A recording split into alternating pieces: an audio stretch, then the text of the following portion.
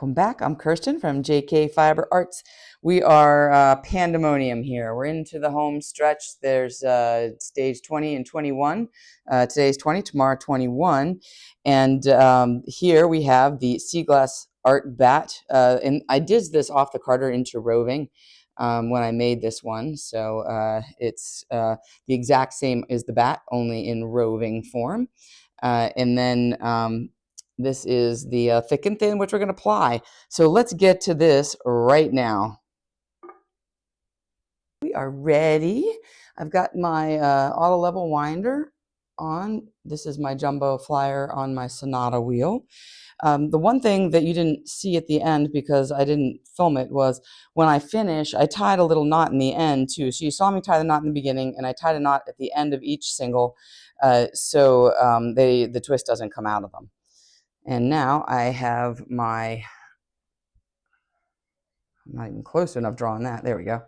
Now I have my leader here, and I'm just going to put this through, and I'm going to tie that one in a little knot as well. And I'm just tying it through once, just enough so that it holds it on there. And that is it. Turn on my auto level winder, and we are off and running. Now, with this, the bits in between obviously are going to be the thin bits.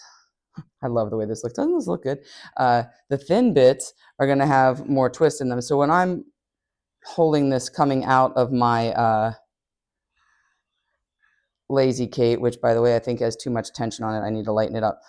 You need to pay attention so that your thin bits, because remember they have more twist in them, just make sure you don't have any pigtails. You know, don't let them slide through your fingers all coiled up. See, look, I have one right there. So that's poor form, so we're not going to leave that. We're going to take that out and fix it. Oh, I see the problem. Holy moly. That was like a train wreck back here. Okay, let's try that one more time. I had a lot of things not going right back there. Too bad you couldn't see it. It was like wrapped around the tensioning peg. I don't know. It was a miracle that I made it as far as I did. Okay. So I'm going to go back to that little pigtail spot there, which is right here. So I didn't put enough tension on that. So now I'm just going to let that one wind on so that it's not a pigtail.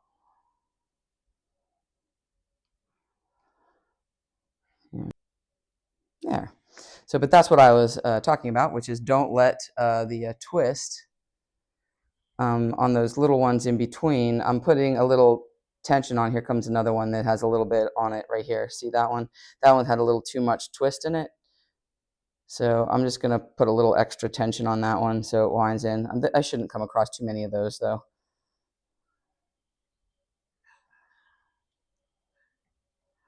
And like I said, depending on how this lines up, you can get, you know, thick and thin, thick and thick, thin and thin. It looks kind of cool when the thin and thin line up and the thick and thick line up. And look how much fun this yarn is. Oh, I just love it. Such a joy to ply too.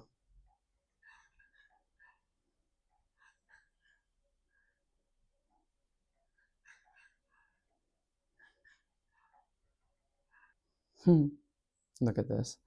So, and of course it doesn't really ply back on itself because it's actually pretty balanced with the thick and thin areas here. But this is my favorite kind of quick and dirty way to do thick and thin, where you ply it with itself and you can spin everything just like you normally do. So I'm spinning this thick and thin. I'm plying it just like I ply a regular spin, and I spun all my single Z and I'm plying it S, and there's no complicated math. And depending on how thick you make the thicks and how thin you make the thins, I can knit with this. I can make a simple rules cowl with this, no problemo. It's going to be awesome.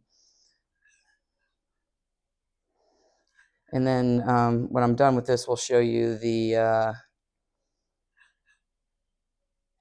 blocking for this, because obviously you don't want to wet set this because it would be all fluzzed out. So what we're going to do is steam it. to set the twist. See, doesn't that look cool when that happens? I just love that look. So if you spin a super crazy consistent thick and thin single, like always thick and thin at the same intervals, and you do the same thing with the other single, you'll end up with, and you ply them together here, it's going to work out basically like that. I wasn't really trying for it. I was just sort of, so I left some intentionally longer, thick sections. I left some intentionally longer, thin sections just to kind of make it more interesting. This is going to not take too long at all to apply here. And you guys hear me talk about the Simple Rules cowl, and I've had other videos up where I showed you the Simple Rules cowl. All you do is you just take your yarn, you decide how much you want to cast on, and you just knit the thin and you purl the thick, and that's it. That's all you do.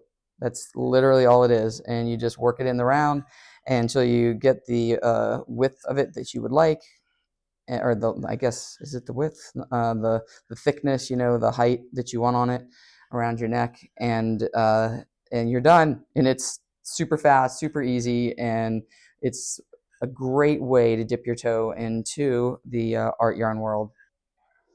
You can hear my Lazy Kate. I don't have a Lazy Kate for the big bobbins, so I just use my jumbo bobbins on my regular Lazy Kate, so they kind of rub together a little bit.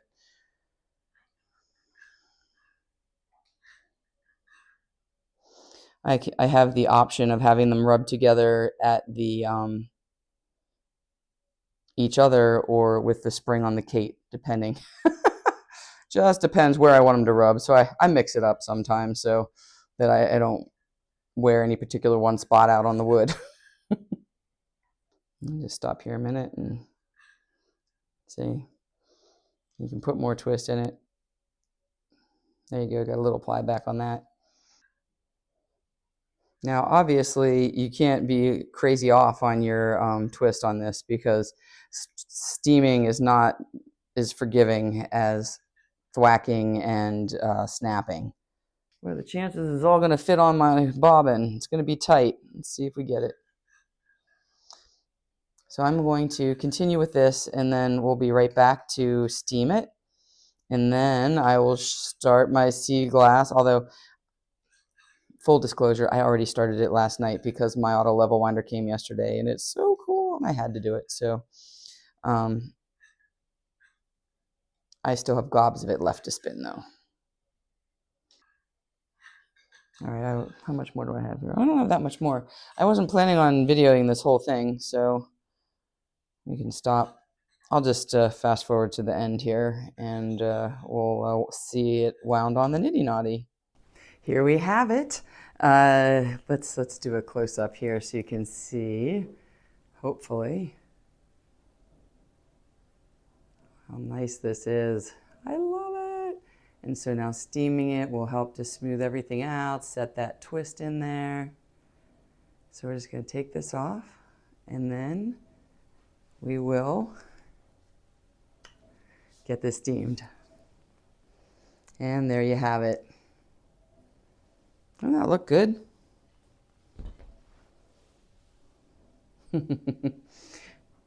This makes me smile. It is so easy and fun to do. So let's get this in and get it steamed up. All right. I tried the sound canceling on this mic for the first time because there's mowing. There's always mowing in our neighborhood. It's eternal mowing. And it's going to rain any minute. So let's work on getting this done as quickly as I can. I hear thunder rumbling. Everybody is running to get their chores done. So here we are. This is a Rowenta. It is an XL Steam. I don't know. It says easy under it. I don't know. Steam Easy. But I got this at Walmart or Target. No, I got it at Target. So all you do when you're going to steam is you're going to hold this really close but not touching your fiber. I'm going to bring it through here. You can literally see it plump as I come by. It's crazy. You see the plumpage here. I don't know if you can see it from your angle. I'm trying to make it so you can see it. It looks like I got a little wet white from the water steam there, a little calcium buildup. So let's see if you can see it from this one here. So I'm just bringing it down here.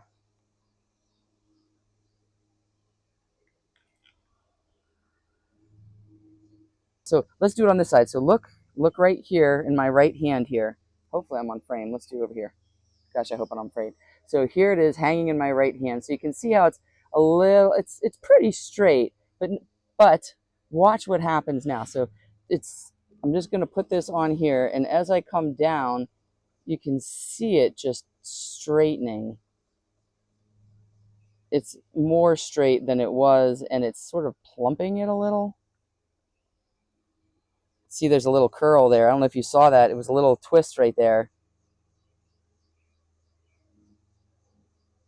And now it is not.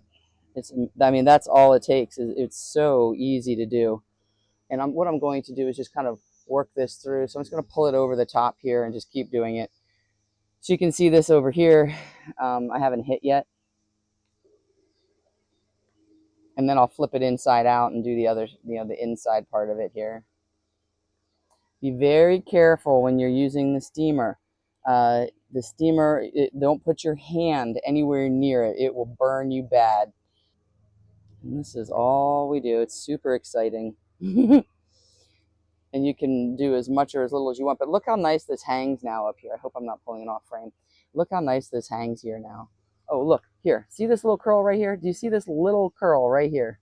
There's this, like, it's not curled back on itself, but it's just a little bit kinky right there. Now I'm going to steam it. I'm not going to do anything else, but we're just going to steam it. Usually that'll just get it right out. Let's see what happens. Bring it down over there. Yeah.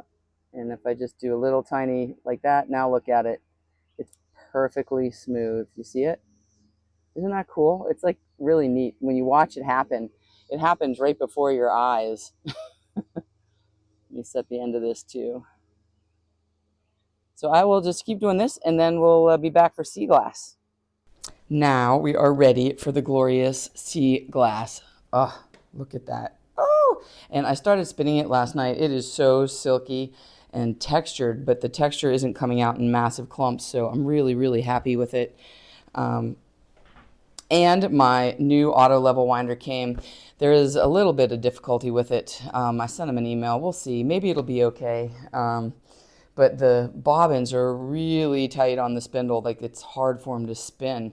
But right now when I'm looking, oh, that's because there's no drive band on. I'm like, right now it seems to be okay. That's because there's no drive band on right now. Let's put the drive band back up where it goes. There we are. Let's take some of this tension off too.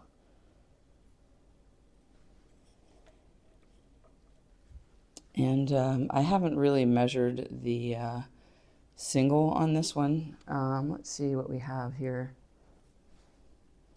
So this says that we are looking at around, this is about a 16, maybe a 14, 16, somewhere in there. I'll probably get a little thinner than that. I think this is a little thick for what I've been doing.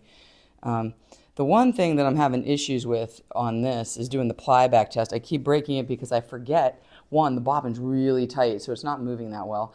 And two, that it's pulling against me, and I just, you know how you see me do my ply back test all the time, and I just pull it out, and when I do that, I break it. I got to remember that I have to stop and unwind because it's so tight and moving, because I've never used these on singles before, so there's a tiny bit of a learning curve here for me. So I'm going to turn this on. And that little clack that I now have that I never had before, because this thing spins really, really gloriously smooth, it's not spinning smoothly at the moment. And I'm not exactly, I mean, it's the auto level winder, but I'm not sure why it's the auto level winder. I dry lubed all the places, you know, the orifice, the spindle, little drop in the worm wheel of the dry lube, and I don't know. I can't answer, I can't figure it out, but we're going to keep going and see if it gets better. It's a small clack, but this wheel is usually silent. I mean, it just is such a beautiful spin on here. So I'm doing this on a woolen spin here, so I'm doing backwards draw. Now I want to check this. Now normally I would just pull straight back. Oh look, that time it worked. and check my ply back test. And I like this. I think this is lovely. Let me pause this. You don't really have to pause the auto level winder either. It'll catch back up, but I just like to not have the noise. But look at that. That looks lovely. You know, we're probably around a 15 to 20 angle of ply on there. We could have a little more, but I love this softness. It is so soft. I wish you could touch it. There's so much silk in this. If you remember the Sea Glass, what is in here? There's merino, alpaca, tussa silk, silk sari, airy piece silk, bamboo. I think that's everything, but there's a lot of things. Oh, there's some recycled wool in here too, recycled wool.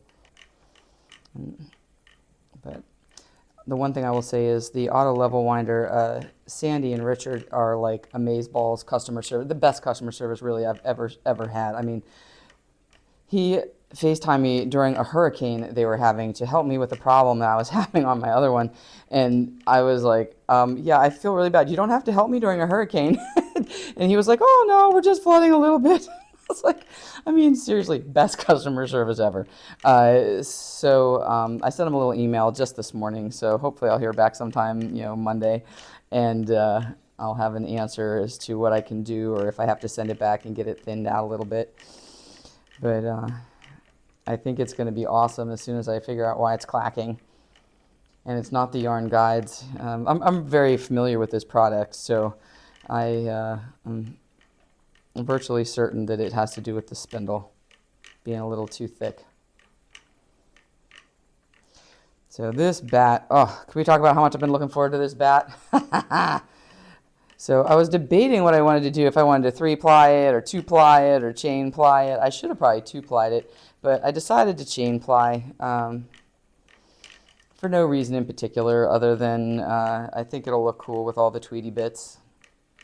And a 3-ply could have looked cool too. I just didn't feel like measuring it. I just didn't feel like weighing it out. So basically it boils down to laziness. So I'm going to chain ply this because of laziness. All right. Oh, I pulled this one out too. That was good. So here we are. Oh, that's a little bit better angle ply too. I like that one. A little steeper. Not 30, but not 15. That's beautiful. So the draw. So this is a woolen spin. Woolen spin is letting more air into the fiber. And this is a woolen prep yarn. It was drum carded.